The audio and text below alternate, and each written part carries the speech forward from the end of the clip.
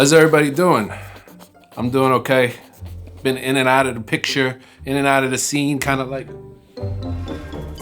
How's that autofocus? ZV-E1. I'm a little late on the ZV-E1 train. I was looking for a small, compact, lightweight B camera that I could pretty much bring everywhere with me so I don't always have to lug around my FX3. And I'm really glad I took the leap and bought this camera because it's super fun. So what makes it so fun? Well, I'm not gonna go over every single little thing like product showcase and beauty mode, background defocus blur. These things have been out for years now. I really want to focus on the new features with this camera that make creating content more fun and easy and just things you can get creative with. Let's start off with one of my favorites, which is clear image zoom. Now, clear image zoom is another feature that's been around for a while on Sony cameras, but up until just recently, I think with the A7R5 might have been the first camera to do this. While in clear image zoom, the camera is going to allow you to still have full control over all your autofocus settings. Eye autofocus, tap to track, everything. Everything works just like it does when you're not in clear image zoom while in clear image zoom. So right now we are on the Sigma 24mm f1.4 and I have the zoom rocker on here set to clear image zoom. So if we go in, we're zoomed in perfectly. We're in 1.5 times, which makes this 24, a 12 makes it a 36. Everything works perfectly. All your autofocus settings, everything. Now stabilization got a really big upgrade with dynamic active steady shot. I'm sure you guys have seen samples online. Here's a few more. All right, here is dynamic active stabilization. We're at 17 mil, we're cropped all the way in. And if you look at the background back there, I mean, things are just super smooth. This is like basically almost GoPro level. Not as great, but right there. We're about 95% of the way there. Now you do get a little shifting when you go from side to side. Gets a little jerky. So you kind of want to just maintain your field of view and then keep going. But we're walking pretty fast here. I'm not trying to ninja walk or anything.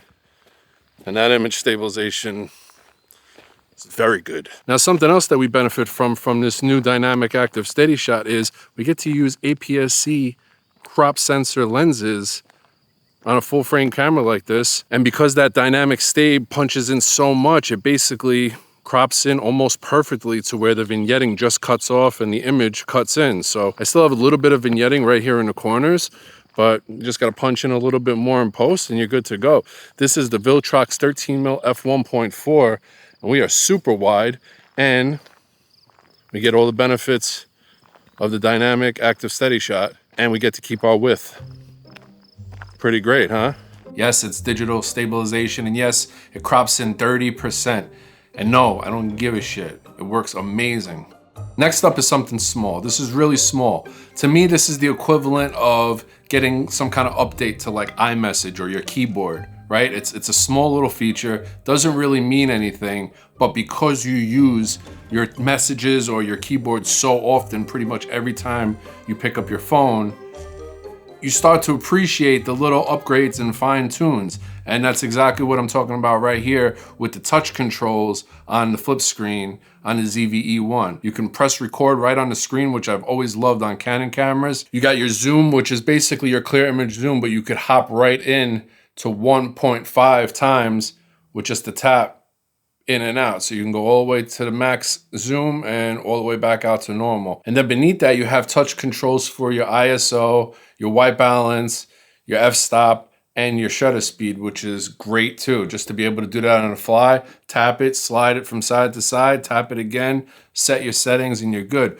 Because this camera only has one dial. Besides the back dial, the back wheel, this camera only has one dial up top. I keep that for my Kelvin temperature on my white balance. I set my white balance manually all the time. I love having all our controls directly on my screen, easy for me to access, especially when I'm filming myself. I don't have to reach up. I don't have to give my camera a good reach around, feel around the backside, look for little dials and wheels, and then play with them. And then, oops, I went the wrong way because I'm on the wrong side of the camera. This is great. Now, like I said, the autofocus system on this camera is as good as it gets. We got the same autofocus features that we have on the Sony A7R5, where as of the time of this video, that makes this camera and the A7R5 the two best autofocusing systems in the entire world.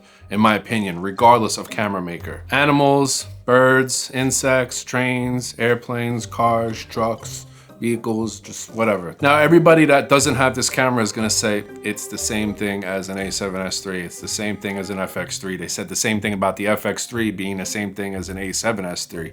Just because something has the same camera sensor doesn't mean it's the same camera. The ZV-E1 is not the same camera as an FX6 or an FX3. And there are a lot of things in this camera that are better than any of those cameras. The autofocus on the ZV-E1 is better than the A7S III, FX3, FX6. Hands down, undebatable. And if you notice, every single thing that we talked about so far in this video, my Sony FX3 sitting over there all lonely cannot do. Auto reframing. Now first, I thought this tool was a little cheesy. But then I realized, you know what? For content creating, for YouTube stuff, for online stuff, non-professional work, if you dial those settings in just right, which there are some pretty decent amount of controls in there, you can get pretty creative with this feature and it can be fun. And that's what creating content should be all about. It's fun. The framing stabilizer feature in this camera is outstanding. The dynamic active steady shot just makes the image stabilization on this camera so good that they were able to add cool features like framing stabilizer, which basically keeps your subject wherever you want them in the frame of your shot. You could either set your subject right in the center, or you could do it manually and just lock in on them wherever they are, like rule of thirds or something like that, and then walk, and the camera will do its best to keep them in the rule of thirds. I haven't had one single overheating issue yet.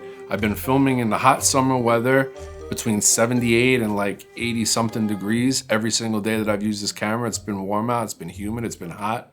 Not one problem. For me, it's been all positive so far. I'm gonna have a few more videos dropping on this channel for the ZV-E1. So sub, thumbs up, click that little bell, comment down below. Love you guys. I'll see you guys next time. Yeah.